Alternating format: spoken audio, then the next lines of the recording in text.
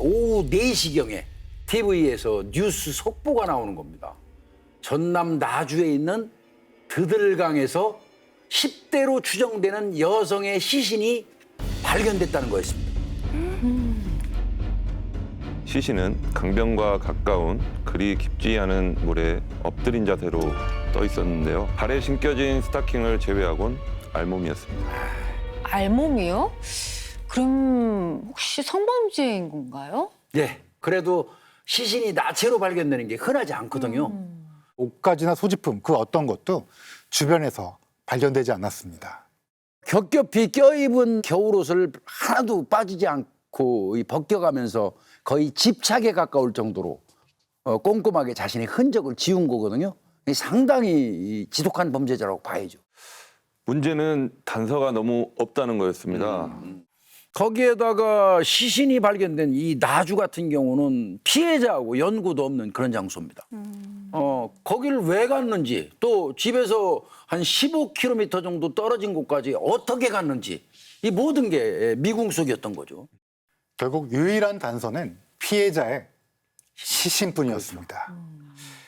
시신에서 범인의 증거를 확보하는 것이 매우 중요한 상황이 되겠습니다. 당시 제가 직접 부검을 한 것은 아니고 한참 뒤인 2014년 검찰에서 연락이 왔어요. 사건 당시 부검을 진행했는데 정확한 사인이 불분명하다는 겁니다. 그래서 부검 감정서를 자세히 확인해 봤습니다. 일단 피해자의 양쪽 손목을 보면 생채기가 보입니다. 타인의 공격을 방어하거나 아니면 타인에 의해서 제압당할 때 생길 수 있는 그런 상처이죠. 양쪽 허벅지에도 압박痕이 발견되는데 이 역시 비슷합니다. 옷을 입은 피해자에게 상당한 압외력이 가해질 때 옷 무늬 또는 옷 주름이 신체에 그대로 새겨지는 거예요. 또 가슴과 우측 사타구니에 철관상이 있었는데 이는 피해자의 옷을 벗길 때 마찰로 인해 생긴 것 같습니다. 지금 시신의 상처로 보면 상당하게 저항을 한 걸로 보이는데 저렇게까지 격렬하게 저항을 했다는 걸로 보면 역시 성범죄가 있었던 걸까요? 이것만으로 단정할 수는 없습니다. 하지만 일반적으로 보면은 강제로 옷을 벗길 때 이런 상처가 생깁니다. 피해자가 저항하면서 압박痕, 피하 출혈 등이 발생하고 그다음에 무엇보다도 피해자의 중요 부위에서 범인의 것으로 추정되는 체액이 검출됩니다. 즉 성폭행이 있었다고 보는 게 합리적이죠. 범인의 체액이 나왔다고 하면은 상당히 결정적인 증거 아닌가요? 저는 막 옷까지도 다 챙겨가고 증거 인멸을 굉장히 치밀하게 했다고 해서 아무것도 남기지 않았을까 봐 걱정했었거든요. 근데 조금 전 사인이 불분명하다고 하셨잖아요. 그건 왜 그런 거예요? 피해자의 얼굴에서 우려 현상이 관찰되는데 이것이 뭐냐고 하면은 제 얼굴을 한번 보십시오. 이렇게 누를 때 얼굴이 금방 빨개집니다. 네네. 이와 같이 얼굴이 빨개지는 현상을 이 우려리라고 그럽니다. 목을 이렇게 조이게 되면은 피 흐름이 막히면서 피가 머리 쪽에 고여 있게 돼서 이런 현상이 일어나는데 즉 이 우려리 있다 이거는 목을 졸랐다는 얘기입니다. 근데 안면 우려는 목을 조르다가 손을 놓으면은 금방 사라져요. 조금 전에 보셨듯이 네. 제가 목을 눌렀다가 놓으니까 금방 없어졌거든요. 그래서 시신에서 안면에 우려리 발견됐다. 이거는 사망할 때까지 죽을 때까지 목을 졸랐다는 뜻이 됩니다. 또 목 앞쪽에 보면은 서로 평행하는 여러 개의 압박痕이 있는데 옷을 입은 채로 목을 조르니까 옷의 무늬 또는 주름이 신체에 그대로 압인이 된 겁니다. 그러면 범인은 피해자를 목 졸라 죽이고 나서 나중에 시신을 강물에다가 유기를 했다라는 이런 말씀이신 거죠? 그리고 피해자의 옷을 벗긴 거고요? 여기까지만 보면 그게 맞죠. 그런데 문제는 뭐냐? 기도와 폐에서 다랑이 포말개가 나오는 거예요. 정말 사람이 살아있는 상태에서 물에 들어가면 숨을 쉬기 때문에 기도와 폐로 공기 대신 물이 들어와요. 그러면 기도벽에서 점액이 분출이 되는데 이 분출된 점액하고 흡입된 물이 하고 숨을 쉬니까 마구 섞이게 됩니다. 그러면서 포말, 즉 작은 거품이 만들어지는데 피해자의 시신에서 포말이 발견되었다는 건 결국 사인이 익사라는 얘기입니다. 또 하나, 폐와 신장에서 플랑크톤이 발견되는데 이것 역시 익사의 강력한 증거가 됩니다. 살아있는 상태에서 물이 폐로 들어가면은 전신 순환이 일어나는데 심장이 뛰니까 그렇겠죠. 그런데 물속에는 뭐가 있어요? 플랑크톤이 있습니다. 플랑크톤이 순환이 되면서 다른 장기로 옮겨가고 발견이 되는 거죠. 근데 저는 범인이 사망할 때까지 목을 졸랐다고 해서 뭐 액사나 이런 거가 사인이 될 줄 알았는데 그럼 익사를 한 건가요? 그래서 당시 부검 감정서가 어떻게 되어 있는가를 한번 봤습니다. 그랬더니 경부 압박의 기전이 작용하였으나 이로 인해 절명하지는 않은 상태에서 입수되어 익사의 기전으로 사망하였다고 판단됨이라고 적혀 있습니다. 쉽게 말해 물 밖에서 목이 졸렸고 네. 그 뒤에 익사했다고 본 거죠. 그런데 어딘가 조금 부자연스러워요. 질식사면 질식사지 익사는 또 뭡니까?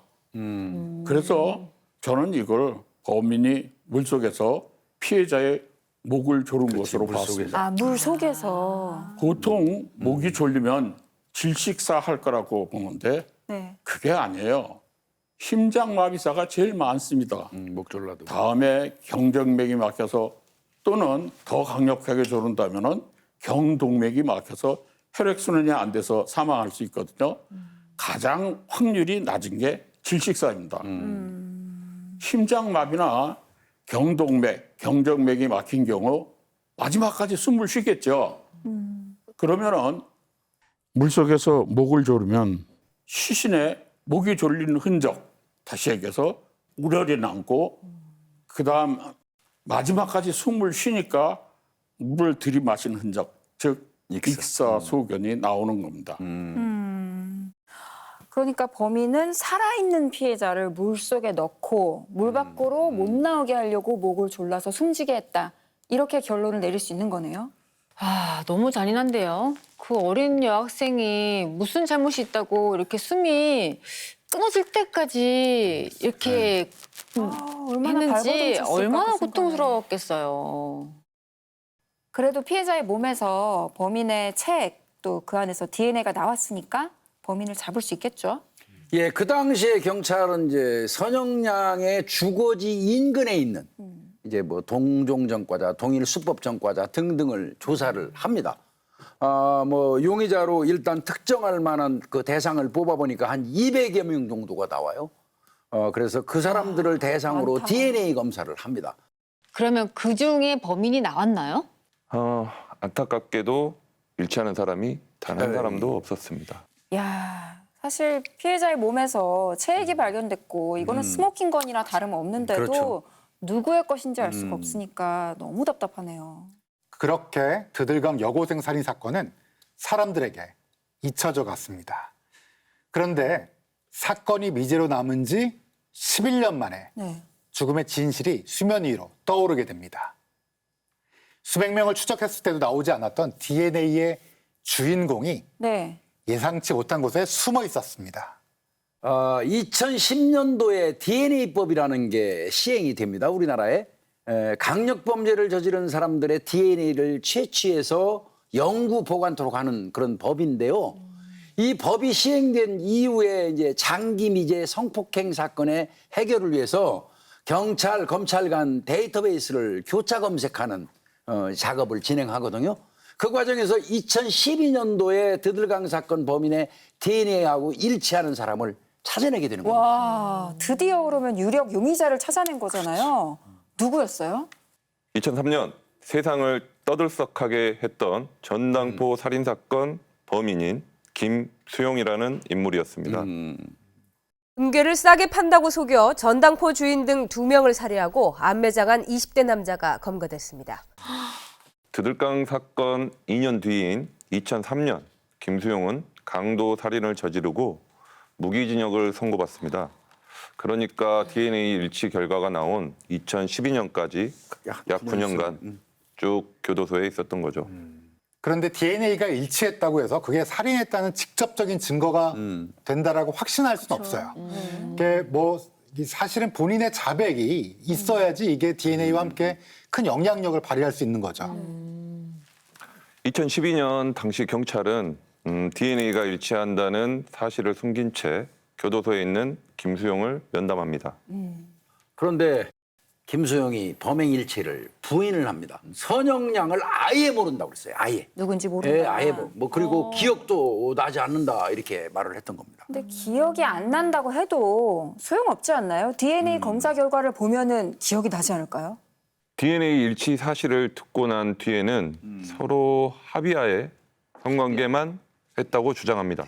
그러니까 성관계까지는 했지만 살인은 하지 않았다, 죽이지는 않았다라고 주장하고 있는 거네요. 사실 불가능한 얘기는 아니에요. 왜냐하면 기본적으로 DNA가 여성의 몸속에서 3, 4일간은 보존될 수 있거든요. 그렇다 보니까 김수영이 선영양과 상관계하고 하루 이틀 뒤에 다른 누군가가 살인했다 이렇게 주장하면 뭐 논리적으로 아주 불가능한 게 생각되진 않죠. 네. 결국은 DNA만으로는 성관계 시점까지 특정할 수는 없다는 거죠. 그러니까 이렇게 주장하는 거겠죠. 예, 그래서 결국 2014년도에 검찰은 이 김수용을 증거 불충분으로 불기소 처분합니다. 시신에서 김수용의 DNA가 발견되는 등 명확한 어떤 증거가 있었지만 유죄 취지로 처분하기는 어려웠던 거죠. DNA는 검출되었는데 이게 살인과 직접적인 연관이 있다고 확실할 수는 없어요. 그렇다 보니까 좀 답답한 네. 상황인 거죠. 수사한 경찰관들은 얼마나 답답했겠습니까? 이건 뭐 다 잡은 건데 눈앞에서 그냥 그 잡은 사람이 빠져나가는 걸 눈으로 보고 있어야 되니까 그 기분은 뭐 말로 표현할 수 없죠. 뭐 더구나 이 사건은 제일 중요한 게 뭐냐면 공소시효가 2016년 2월 3일이면 끝나거든요. 얼마 안 남았어요. 그래서 공소시효를 1년 남겨둔 2015년 3월 경찰은 사건 해결을 위해 미제 사건 전담팀을 꾸립니다. 그래서 경찰은 원점에서 다시 수사를 시작합니다. 당시 정말 많은 자료를 몇 번이고 다 확인했습니다. 그런데 선영양이 죽기 전 남긴 다이어리에 의미심장한 문구가 발견됩니다. 어떤 문구가 써 있었죠? 선영양이 죽기 2-3달 전인 2000년 11월에 다이어리였어요. 맞아. 다이어리에 날마다 간단하게 이것저것 적어놨더라고요. 꼼꼼하게. 그런데 11월 30일 마법에라는 글자가 적혀 있습니다. 그 다이어리에 적힌 마법은 선영양의 생리 시작을 표시한 날이었어요.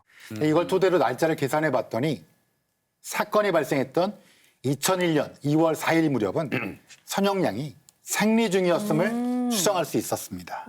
이게 무슨 의미냐면요. 만약에 당일날 그 선영양이 생리 중이었던 게 명백하다면 아까 김수영이는 합의하에 성관계 했다고 그랬잖아요. 그게 깨지는 겁니다. 생리 중인 여성이 남성과 합의하에 성관계할 가능성은 거의 없거든요. 그렇죠. 아무래도 생리 중인 상황이면은 선영양이 그 뭐 제안을 받았더라도 당연히 거절을 했겠죠. 그래서 바로 선영양의 여동생과 친구한테 확인을 했습니다. 실제로 사건 당일 선영양이 생리 중이었다는 진술이 확보됩니다.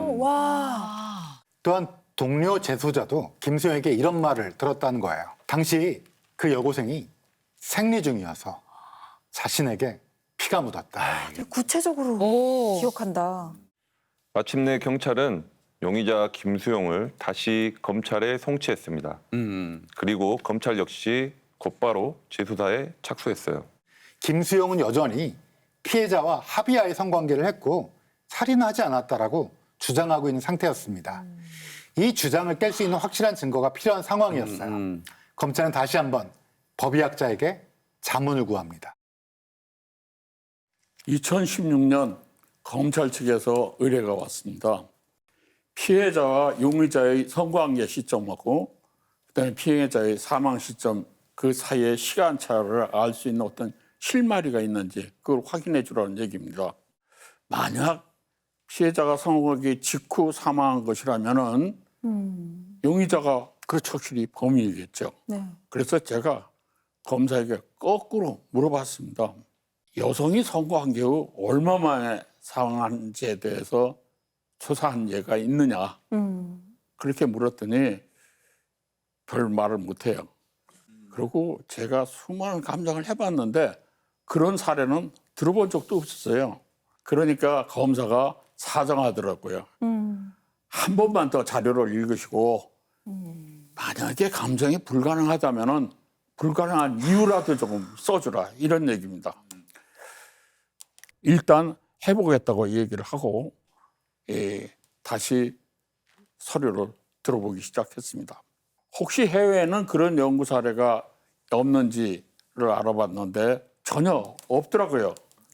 정말 막막하셨겠어요. 사실 자료는 많지만 시신은 이미 오래전에 없어졌고 게다가 부검을 여태까지 하시면서 사인을 밝혀내는 게 항상 그 주 목적이지 사망하기 전 얼마나 오래전에 성관계를 했느냐 이거를 밝혀내는 일은 사실 잘 없으셨을 거잖아요. 어떻게 하셨어요? 그래서 이제 어쨌든 한번 봐야 되니까 처음부터 수사 자료를 다시 천천히 읽어봤습니다.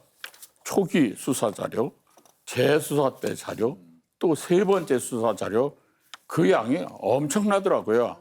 그 많은 자료를 한 4번쯤은 읽었을 겁니다. 아무리 봐도 모르겠더라고요. 그런데 수사 자료 중 일부 내가 보지 않은 부분이 한 너댓 장이 있었어요. 네. 왜 안 읽었냐면 피해자의 몸에서 어떻게 어떤 방법으로 그 체액을 채취했는지 그거를 설명하는 부분인데 네. 범인 DNA가 나왔으면 그만이지 그 방법이 무슨 의미가 있겠어요? 네. 그래서 그냥 넘어간 겁니다. 그런데 안 읽고 넘겼던 바로 그 부분 네. 거기에 사건의 실마리가 있었던 거예요. 오, 그 사건의 열쇠가 뭐였죠?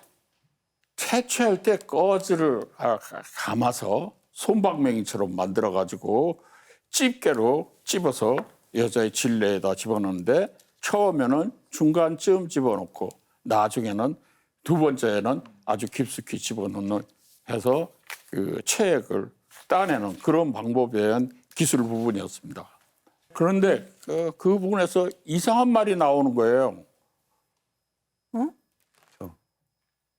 첫 번째 채취한 연병에서는 무색의 정액만 묻어 나오고 두 번째 채취한 연병에서는 정액 외에 혈흔도 같이 묻어 나오는데 네. 그 두 가지가 섞이지 않는 상태라는 겁니다.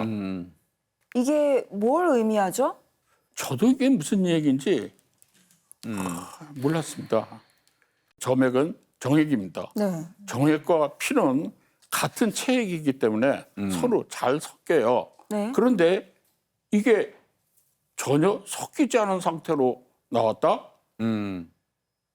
가만히 있어봐. 이게 무슨 말이야?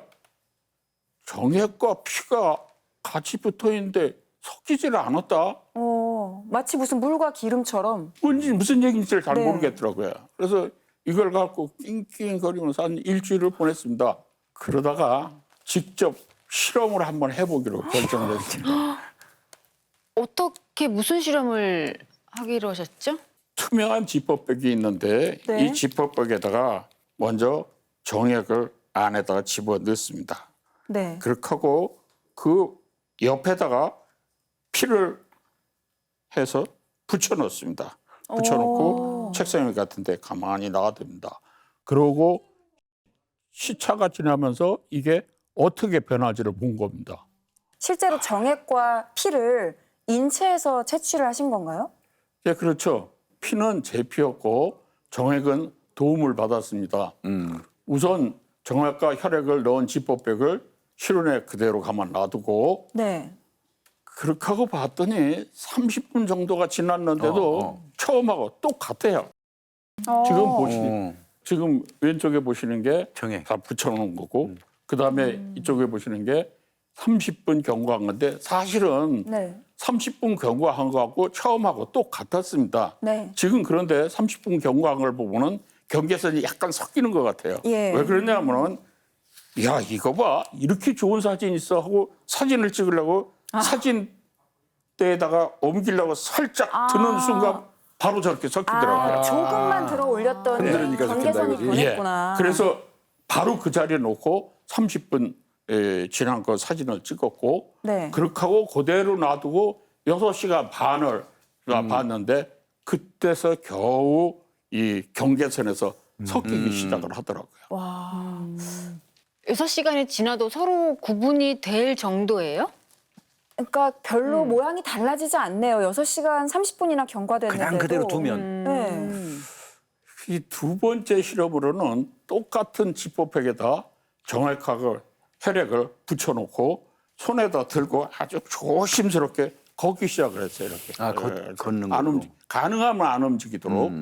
그렇게 하고 봤는데 한 5분 지나니까 이 섞이기 시작을 해요. 5분 지나니까. 그렇게 하고 15분 지나서 보니까 완전히 섞여서 균질하게 붉은색으로 되더라고요. 결국 뭘 뜻하는 거냐 이게. 피해자의 숨진 시점이 성관계가 끝난 바로 시점하고 바로 아주 밀접했다는 겁니다. 그렇죠. 만약 피해자가 용의자를 성관계 한 후 조금이라도 움직였다면 이야. 혈액과 정액은 섞였겠죠. 그렇죠. 혈액과 정액이 바둑이 피부처럼 그런 모양을 하지는 않았을 겁니다. 와, 그러니까 피해자가 뭐 성관계 혹은 성폭행을 당한 후에 조금도 움직일 새가 없이 15분 안에 그렇죠. 바로 숨졌다는 얘기나 마찬가지네요. 결국 피해자는 성폭행을 당한 후에 바로 살해된 것으로 봐야 될 겁니다. 그리고 그 시간상으로 봤을 때 범인은 피해자의 몸에서 나온 그렇죠. DNA 주인이라고 봐야 되겠죠. DNA는 단 한 명의 것이었으니까요. 그렇죠. 대단하다. 완전 소름 끼치는 것 같아요. 아니 진짜 법의학으로 이런 것까지 다 증명이 된다는 게 진짜 너무너무 놀라운 것 같아요. 네. 해외 어디에도 이렇게 실험한 사례는 없지 않을까요? 또 다른 증거들도 있었습니다. 피해자의 머리를 보면은 후두부, 두정부, 측두부에서 두부에 두피와 출혈이 있었는데 그런데 이 상처들 중 물속에서 들어가 생길 수 있는 손상은 후두부 상처뿐입니다. 예. 이 말은 뭐냐면은 피해자는 성폭행 과정에서 반항하지 못할 정도로 저항력을 상실을 당했다는 겁니다. 아, 그리고 짧은 시간 내에 물속에서 숨진 거죠. 정말 10년이 넘도록 풀지 못했던 사건의 맞아요. 진실에 드디어 근접했는데 이걸 밝혀내셨을 때, 증명해내셨을 때 심정이 어떠셨을지 그저 궁금해요. 뿌듯하고 기분 좋았습니다. 와 정말, 대단하십니다. 네, 진짜. 어떻게든 사건의 진실을 밝혀 억울한 죽음이 없도록 하는 것이 우리 법의학자들이 해야 할 일이니까요. 멋져요. 사실 이 실험은 왜 대단하냐면 이게 이제 의문점이 생기면 이거를 해결할 상황을 이렇게 이런 추론을 가져보는 게 저희 이제 학자들의 의무인데요. 이거는 실제로 실험하기가 어렵다고 생각할 만한 상황이었어요. 그런데 이거를 직접적으로 실험을 해서 증명을 하고 유죄를 받게 한다. 이거는 사실 엄청난 실행력 그리고 엄청난 창의력 이런 것들이 발휘돼야 되고 사실은 저희 스모킹건에서 예전에 니코틴 관련 영상에서도 동물 실험을 한 거를 소개한 적이 있었는데요. 이게 검찰에서는 굉장히 궁금하고 또 재판에서도 결정적인 영향을 끼칠 만한 건데 아무도 증명을 해주지 못할 때 검찰이나 경찰에서는 너무나 답답한데 이거를 추진력과 창의력으로 이런 것들 실제로 실험해서 증명해 준다는 거 이런 게 굉장한 의무감을 발휘하신 거다 학자로서 이런 생각이 들어서 존경하고 있습니다. 최고죠. 뭐 최고입니다. 예. 사건을 처리하다가 보면은 어려운 점이 있을 거예요. 그런데 수사 자료를 자세히 들여다보면은 뭔가 나옵니다. 그래서 조금 곤란하다, 어려움에 봉착이 됐다. 이때는 다시 한번 들여다보고, 다시 한번 들여다보고 그러라고 후배들에게 말하고 싶습니다. 저한테 하시는 말씀이시죠? 알겠습니다, 선생님. 바로 검찰은 김수용을 강간살인죄로 기소했고요. 재판이 시작됐습니다. 이 재판의 쟁점은 이런 수많은 간접 증거들이 과연 유죄인가, 유죄를 끌어낼 수 있는가 이겁니다. 근데 결국 김수용에게는 사건 16년 만에 무기징역이 선고됩니다. 합리적인 의심할 여지가 없을 정도로 확신을 갖게 할 증거가 있기 때문에 이런 판단을 내린다는 거였어요. 무기징역 2번 받았으니까 이제 김수용은 영원히 이 사회로 나올 수는 없겠죠. 진짜 다행이네요. 범인이 재기소되던 날이 선영양의 생일이었어요. 아이고야. 어머니가 정말 많이 우셨던 모습이 아직도 기억에 남아 있습니다. 아이고 생일날이요. 어머니 심정이 정말 복잡하셨을 것 같아요. 뭐 범인이 잡혀서 기쁨도 좀 크셨겠지만 16년이라는 그 그렇죠. 세월이 얼마나 힘드셨겠어요. 세상이 원망스럽기도 하셨을 것 같고 이제나마 좀 한시름 놓으셨으면 좋겠습니다. 물론 뭐 보시면 아시겠지만 뭐 제 스승님이신 이정빈 교수님의 한 법의학자의 노력이 사건 해결에 중요한 역할을 하였지만 사실 이 세상에 이런 사건 해결하는 건 한 명의 공헌만 있는 게 아니고요. 우리가 언성 히어로라고 부르는 게 있습니다. 이렇게 칭송받지 못하지만 그 아래서 수많은 노력을 기울이신 우리 팀장님 같은 분들이 굉장히 많은 분들의 노력이 있었기 때문에 억울한 선영양의 언한을 풀 수 있는 또 범인을 제대로 된 죄가를 치를 수 있게 하는 그런 게 성공할 수 있었지 않았나 이렇게 생각이 됩니다. 정말 오늘 사건의 이 해결의 열쇠를 찾는 과정이 아까 이성원 교수님 말씀하신 것처럼 종합 예술 한 편을 맞아요. 보는 것 같았습니다. 그리고 또 이 형사 선후배, 법의학자 선후배의 이 또 합동 대단결이 감성. 굉장히 멋있네요. 16년간 딸을 잃은 고통과 슬픔 속에 살던 어머니는 드디어 마음의 짐을 내려놓을 수 있었습니다. 소녀가 남긴 마지막 증언에 귀를 기울인 법의학자와 형사의 집념 덕분이었겠죠. 오늘의 스모킹건 여기서 마치겠습니다.